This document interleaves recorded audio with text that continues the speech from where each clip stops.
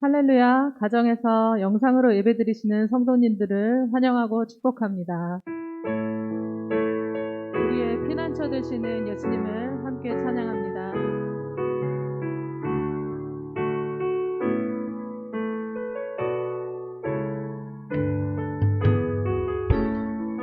피난처 되시는 피난처 되시는 주 예수, 영원한 승리의 왕, 주님의 얼굴을 구할 때 주의 빛 비추시네. 전쟁은 주님께 속했네.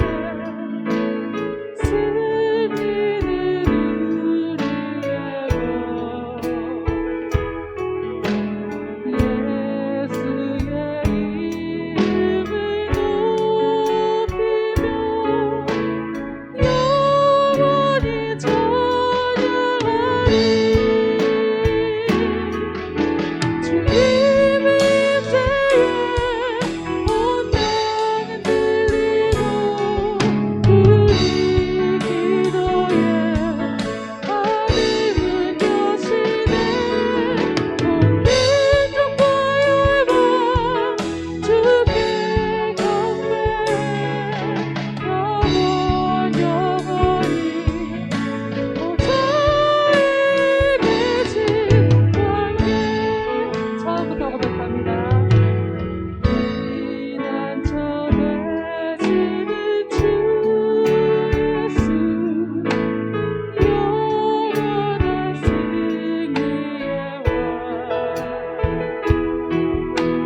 주님의 얼굴을 구할 때 주의 빛 비추시네. 전쟁은 주님께 속했네. 승리는 우리의 것. 예수의 이름을 높이며 영원히 찬양하리. 주님의 임재에 온 땅은 들리고 우리 기도에 하늘은 여시네. 온 민족과 열방 주께 경배해 영원히.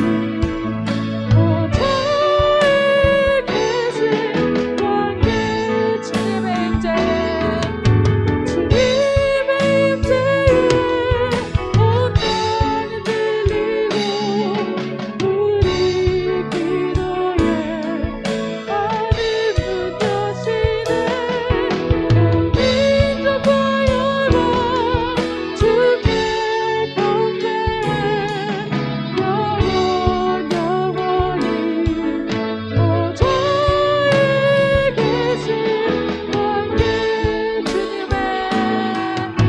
주님의 임재에 온 땅은 들리고 우리 기도에 하늘은 여시네. 온 민족과 열방 주께 경배해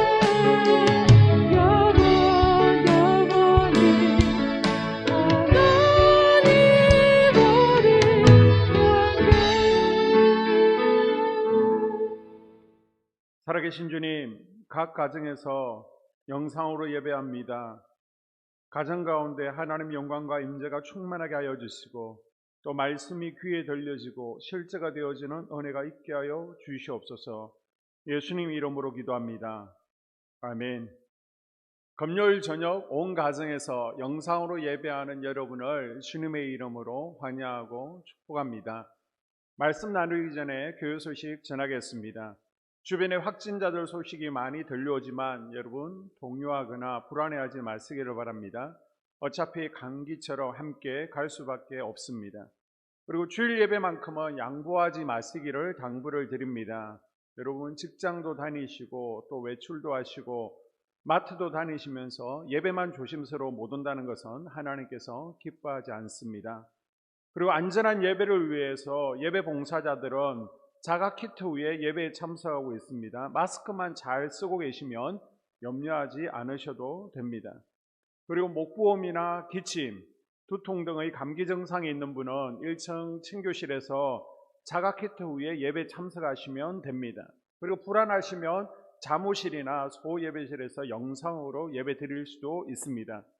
그리고 또 직장에서 가족 간에 밀접 접촉하신 분들이라도 1층 친교실에서 자가 키트 검사 후에 마스크 잘 착용하시고 예배 드리시면 됩니다. 정부 방침도 밀접 접촉자라고 할지라도 따로 격리하지 않기 때문에 주일 예배는 여러분이 참석하셔서 키트 후에 함께 예배 드리시기를 바랍니다. 혹시 성도들 가운데 확진되시더라도 죄송해하거나 눌리지 마시기를 바랍니다. 7일간 휴가라고 생각하시고 푹 쉬시면서 영육 간의 건강 잘 회복하시기를 바랍니다. 함께 기도하겠습니다. 그리고 수요 예배는 라이브 영상 예배로 드립니다. 현장 예배를 드리고 싶은 분들은 자유롭게 예배 시간 맞춰서 오시면 되고요. 공식적으로 현장 예배를 드릴 때는 제가 따로 또 광고하고 속장들을 통해서 공지하도록 하겠습니다. 금요 성령 집회는 우리가 통성 기도하고 열심히 기도해야 되기 때문에 확산세가 좀 꺾일 때까지 영상 예배를 드리도록 하겠습니다. 오늘은 요한계시록 13장 말씀을 함께 나누도록 하겠습니다. 말씀이 귀에 들려지고 또 내 삶 가운데 실제가 되어지는 은혜가 있기를 바랍니다. 그 이전에 우리가 10장, 11장, 12장 말씀을 복습하겠습니다. 제가 말로 하는 것보다 영상을 보면 훨씬 이해가 쉬울 것입니다. 그래서 10장, 11장, 12장 내용을 우리가 영상으로 함께 보고 나서 13장으로 나가도록 하겠습니다. 영상 보겠습니다. 제10장.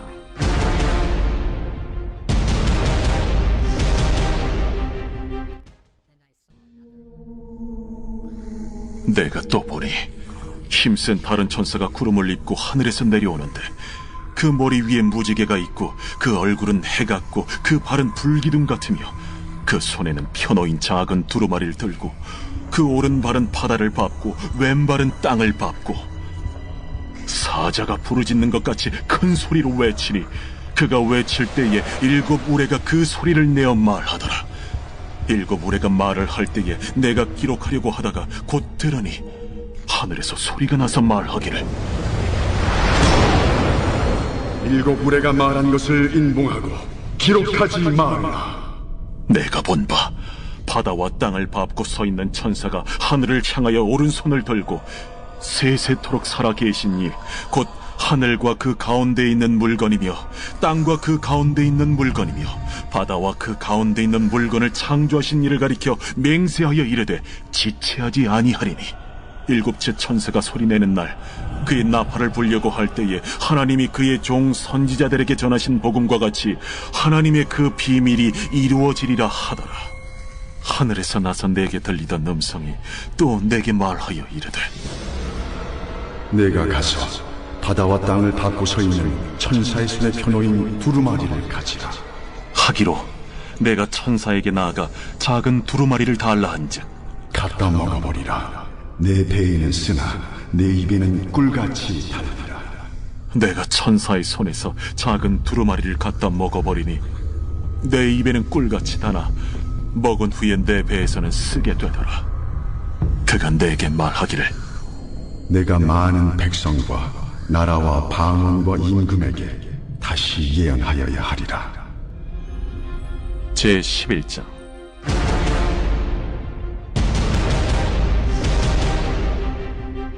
또 내게 지팡이 같은 갈대를 주며 말하기를 일어나서 하나님의 성전과 제단과 그 안에서 경배하는 자들을 측량하되 성전 바깥 마당은 측량하지 말고 그냥 두라.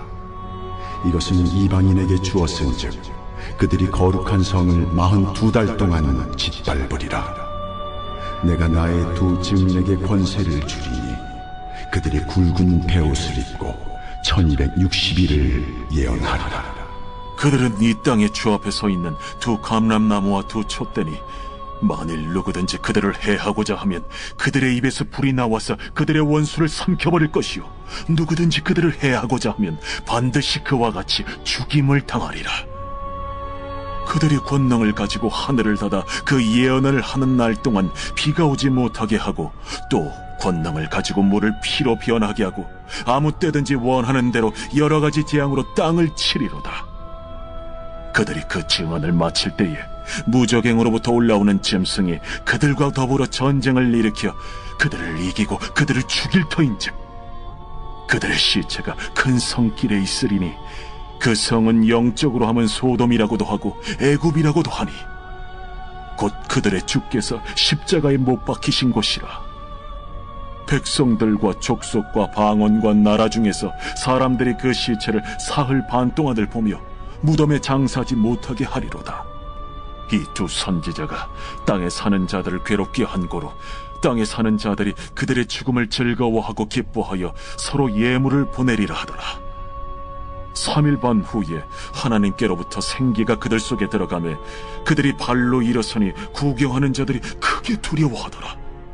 하늘로부터 큰 음성이 있어 이리로 올라오라. 함을 그들이 듣고 구름을 타고 하늘로 올라가니 그들의 원수들도 구경하더라.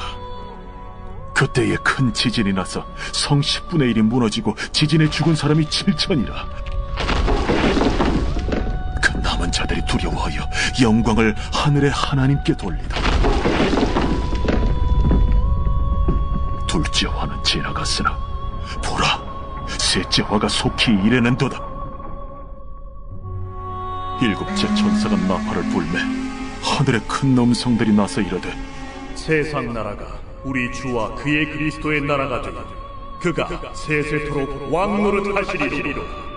하나님 앞에서 자기 보좌에 앉아있던 24장로가 엎드려 얼굴을 땅에 대고 하나님께 경배하여 감사하옵나니 옛적에도 계셨고 지금도 계신 주 하나님 곧 전능하신 이여 친히 큰 권능을 잡으시고 왕노릇하시도다. 이방들이 분노하며 주의 진노가 내려 죽은 자를 심판하시며 종 선지자들과 성도들과 또 작은 자든지 큰 자든지 주의 이름을 경외하는 자들에게 상 주시며 또 땅을 망하게 하는 자들을 멸망시키실 때로소이다. 이에 하늘에 있는 하나님의 성전이 열리니 성전 안에 하나님의 언약궤가 보이며 또 번개와 음성들과 우레와 지진과 큰 우박이 있더라. 제12장.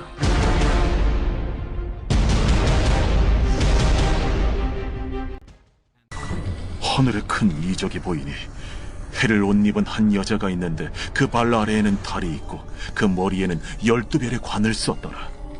이 여자가 아이를 베어 해산하게 되매 아파서 애를 쓰며 부르짖더라. 하늘에 또 다른 이적이 보이니 보라, 한 큰 붉은 용이 있어 머리가 7이요 뿔이 10이라. 그 여러 머리에 7 왕관이 있는데 그 꼬리가 하늘의 별 3분의 1을 끌어다가 땅에 던지더라. 용이 해산하려는 이 여자 앞에서 그가 해산하면 그 아이를 삼키고자 하더니 여자가 아들을 낳으니 이는 장차 철장으로 만국을 다스릴 남자라. 그 아이를 하나님 앞과 그 보좌 앞으로 올려가더라. 그 여자가 광야로 도망하며 거기서 1260일 동안 그를 양육하기 위하여 하나님께서 예비하신 곳이 있더라.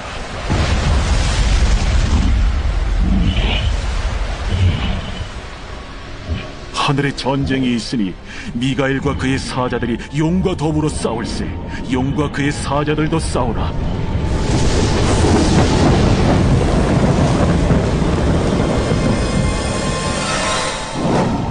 이기지 못하여 다시 하늘에서 그들이 있을 것을 얻지 못한지라.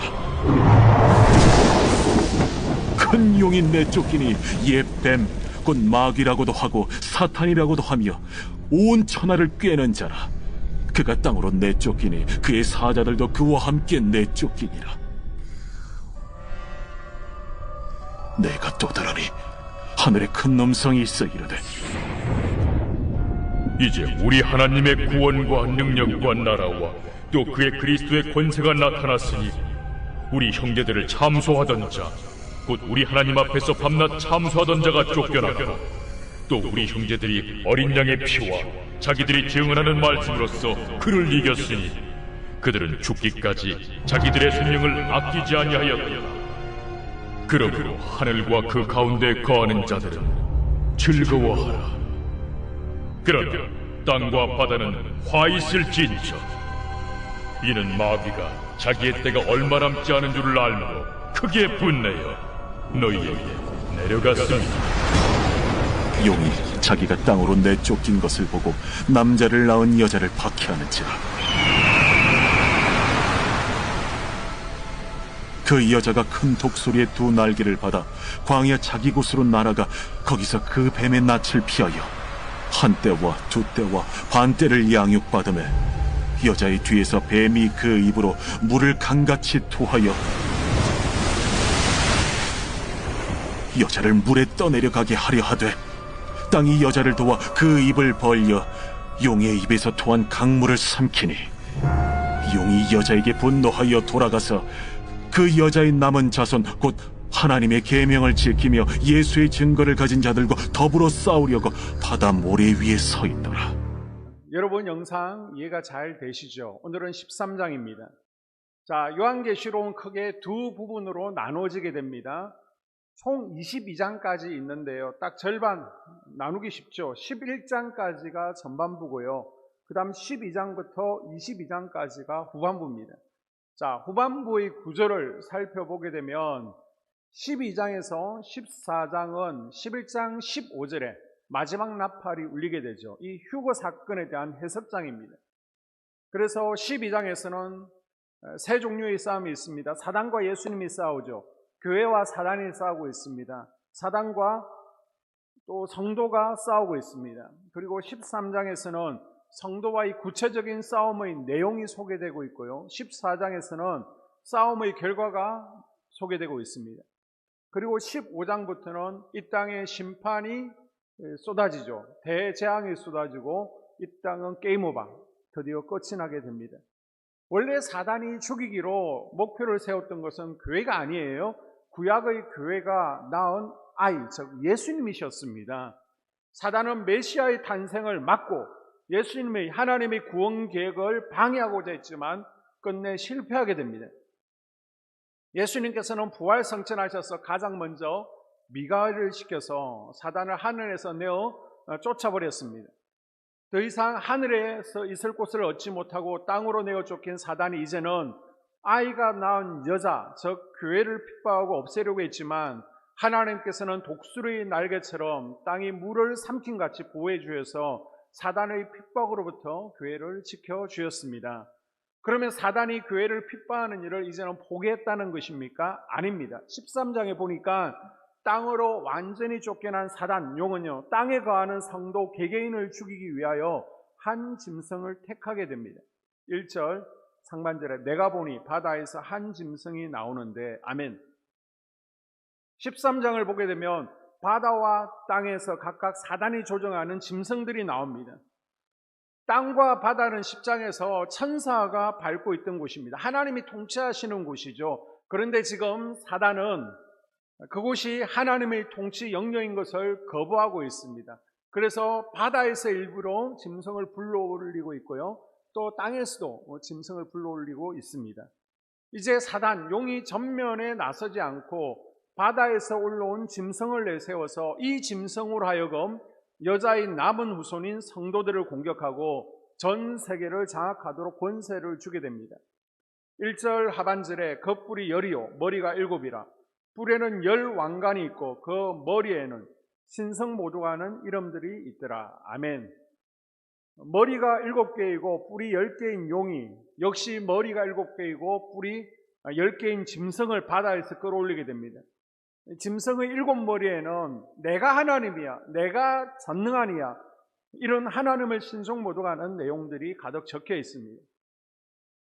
자, 2절에 보게 되면 내가 본 짐승은 표범과 비슷하고 그 발은 곰의 발 같고 그 입은 사자 입 같은데 용이 자기의 능력과 보좌와 큰 권세를 그에게 주었더라. 이미지를 보게 되면 앞에 여러분이 영상 보시는 것과 같이 생겼습니다. 보면 비슷하다, 같다라는 것은 이 동물들만큼 포악하고 사납다는 의미입니다. 이 짐승은 다니엘서에 등장하는 네 짐승의 복합체죠. 네 짐승을 믹스해 놓은 것과 같은 모습을 하고 있습니다. 자, 다니엘서 7장에 보게 되면 바벨론 왕 때에 다니엘이 환상을 보게 되는데 큰 짐승 넷이 바다에서 나오게 됩니다. 사자가 나오고요, 곰이 나오고요, 또 표범이 나오고, 그리고 큰 철 이빨과 10뿔을 가진 무서운 짐승이 나오고 있습니다.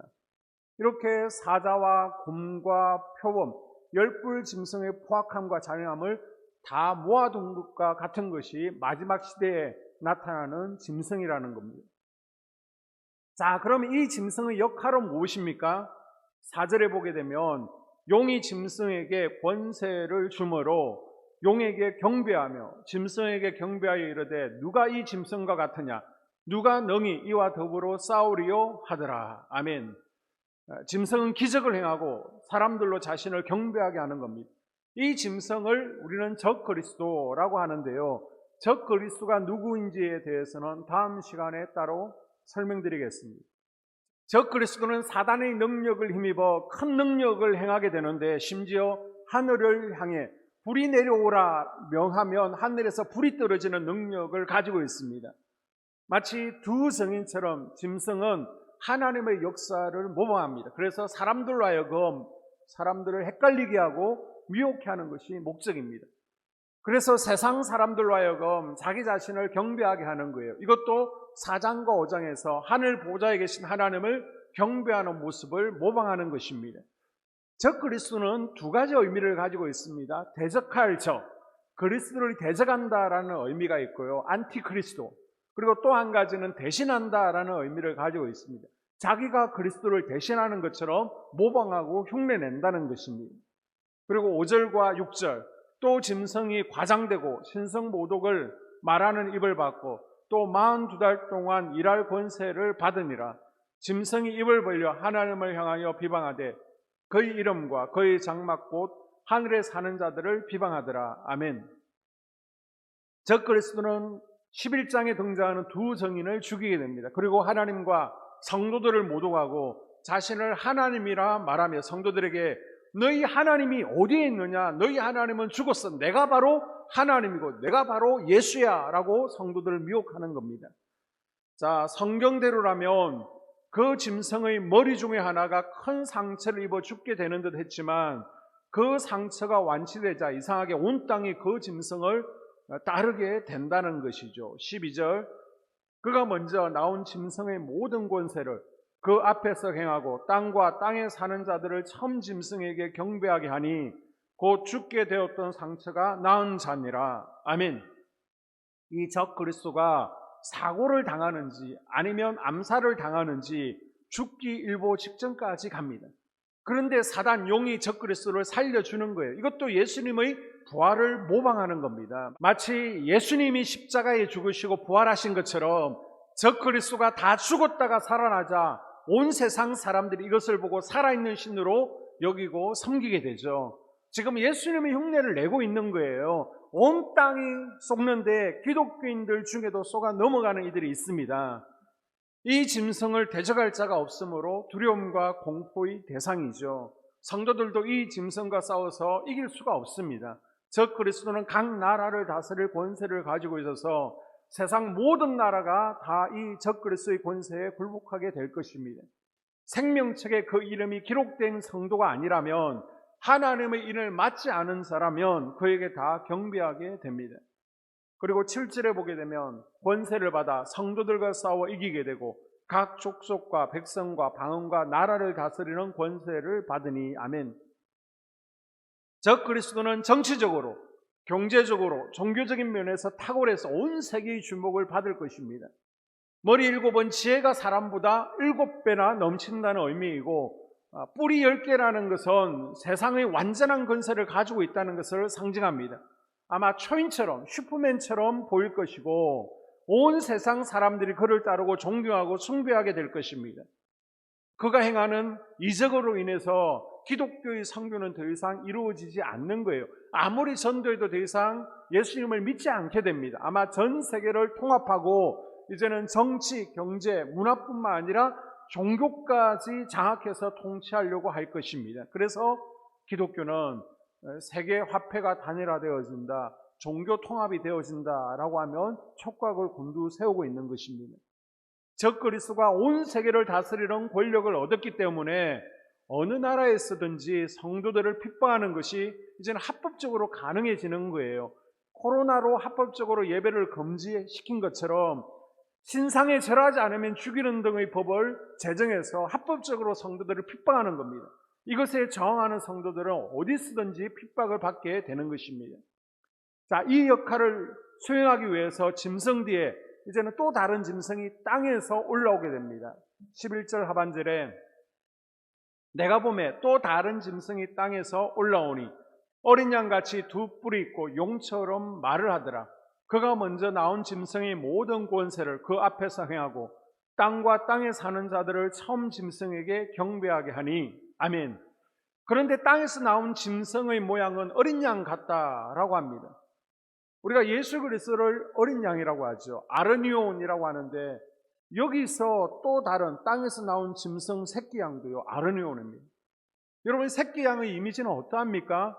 순하고 힘이 없고 겁이 많고 부드러워 보이죠. 예수님께서 이런 어린 양으로 불린다는 사실을 이용해 땅에서 올라온 또 다른 짐승은 자신을 어린 양인 그리스도로 위장하게 됩니다. 땅에서 올라온 악한 짐승이 새끼 양처럼 보였다는 사실은 외경상 사람들이 두려워하지 않고 가까이 다가갈 수 있는 모습을 띠고 있음을 말해줍니다. 겉보기에는 새끼 양이지만 실상은 노략질하는 일이라는 것입니다. 적 그리스도의 똘마니, 하수인, 거짓 선지자, 이 적 그리스도를 믿고 따르고 숭배하도록 설득하는 거짓 종교 역할을 하는 자가 또 다른 짐승인 땅의 짐승의 역할입니다.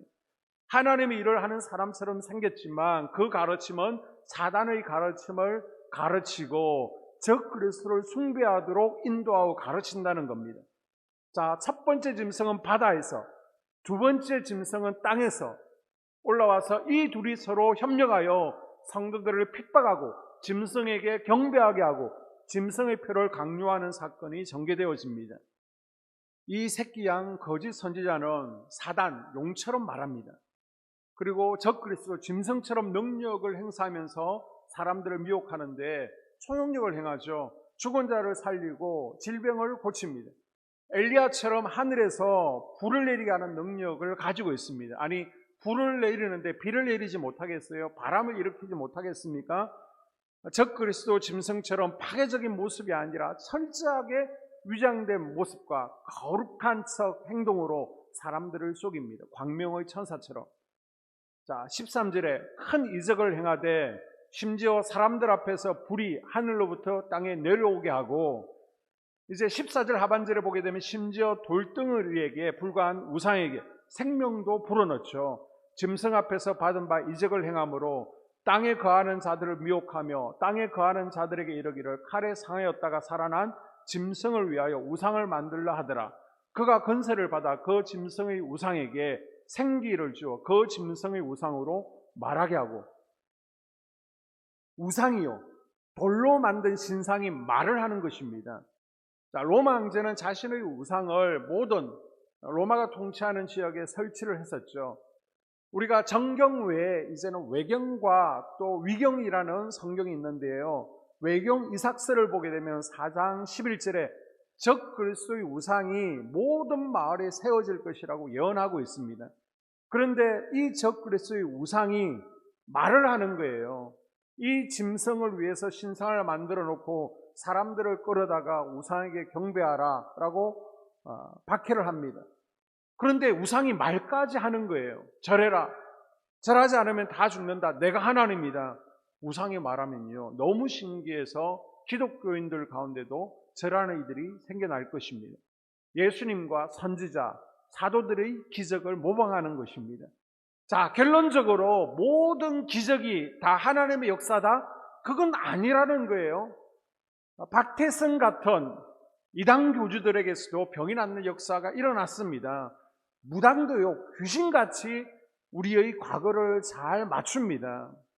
바다 짐승, 땀 짐승, 적그리스도와 거짓 선지자가 이렇게 기적을 행하는 이유가 무엇입니까? 14절에 보게 되면요, 우리를 미혹하려고, 사단의 세력은 하나님의 능력을 따라 행함으로 기독교인들이 분별력을 잃게 하는 겁니다. 누가 참 하나님이고 누가 참 예수님인지를 알지 못하게 하는 거예요. 또 하나의 이유는 15절, 경배받으려고. 사단은 끝까지 하나님의 영광을 가로채려고 그러는 겁니다. 그래서 여러분, 지금부터 영적 분별력을 기르는 것이 참 중요한 줄로 믿습니다. 15절에 보게 되면 새끼양, 거짓 선지자는 짐승을 위해서 우상을 만들고 모든 사람들로 하여금 그 우상에게 경배하게 하고 표를 받게 하는데, 만약 우상에게 경배하지 않는 성도들은 핍박하고 죽이게 됩니다. 이 모든 일들이 마지막 때 휴거 직전에 있을 일입니다. 마지막 나팔 불기 전에 11장 15절 이전에 있을 일인데, 그럼 우리는 절해요? 절하지 않아요? 자, 15절에 또 짐승의 우상에게 경배하지 아니하는 자는 몇이든지 다 죽이게 하더라. 아멘. 절하지 않으면 다 죽여버리는 거예요. 그때 드디어 순교자의 마지막 수가 채워지는 겁니다. 다섯 번째 인에서 순교자들이 왜 하나님께 이 땅을 심판하지 않느냐라고 탄원할 때 하나님께서 순교자의 수가 차면 이 땅을 심판하실 것이다 라고 말씀하셨는데, 그 말씀이 드디어 실제로 성취되는 겁니다.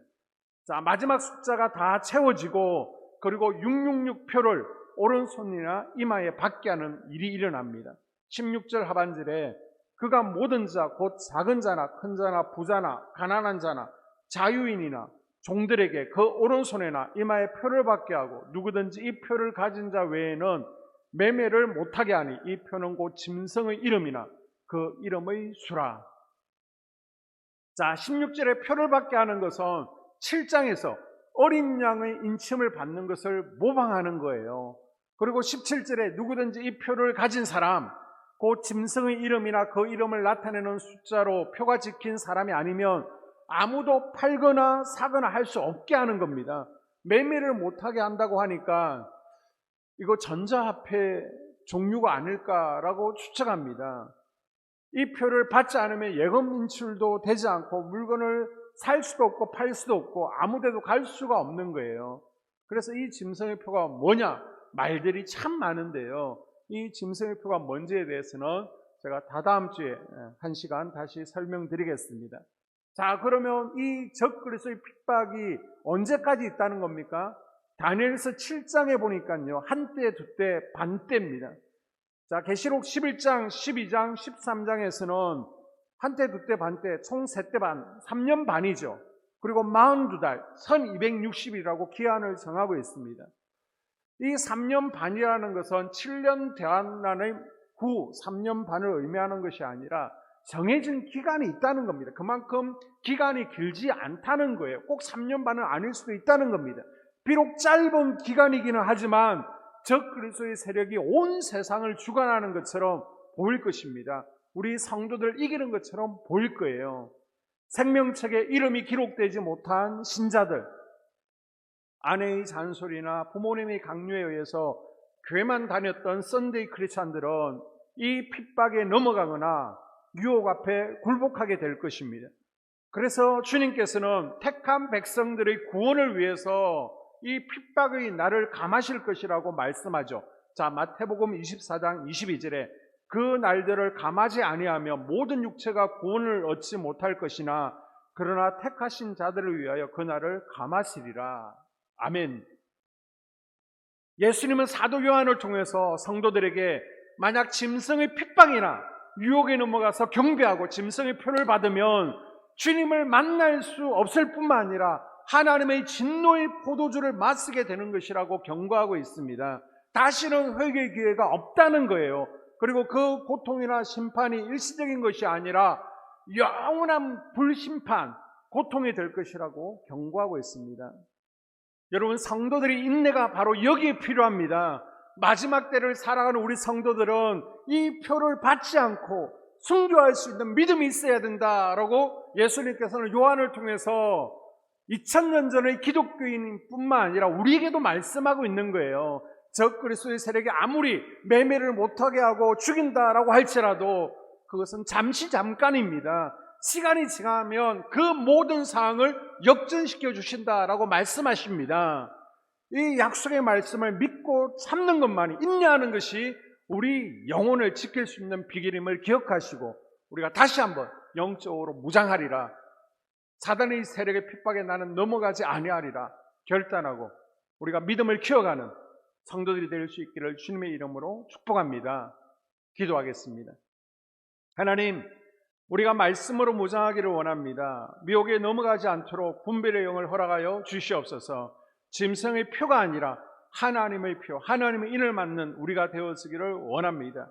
하나님, 혹시 우리 가족들 가운데, 부모, 형제, 자녀들 가운데 하나님의 인을 맞지 않는 이들이 있다면 속히 구원의 은혜를 베풀어 주시옵소서. 그리고 마지막 때에 적 그리스도의 세력의 어떤 핍박에도 무릎을 꿇지 아니하도록 우리의 믿음을 더 연단하고 키워가는 그리스도의 용감한 군사들이 되어지게 하여 주시옵소서. 예수님 이름으로 기도합니다. 아멘. 주기도문으로 예배를 마치겠습니다. 하늘에 계신 우리 아버지, 아버지의 이름을 거룩하게 하시며 아버지의 나라가 오게 하시며 아버지의 뜻이 하늘에서와 같이 땅에서도 이루어지게 하소서. 오늘 우리에게 일용할 양식을 주시고 우리가 우리에게 잘못한 사람을 용서하여 준 것 같이 우리 죄를 용서하여 주시고 우리를 시험에 빠지지 않게 하시고 악에서 구하소서. 나라와 권능과 영광이 영원히 아버지의 것입니다. 아멘. 네, 내일 토요일입니다. 사전 투표하실 분들은 또 사전 투표하시고요. 복된 주일 현장에서 함께 예배하기를 원합니다. 주일날 뵙겠습니다.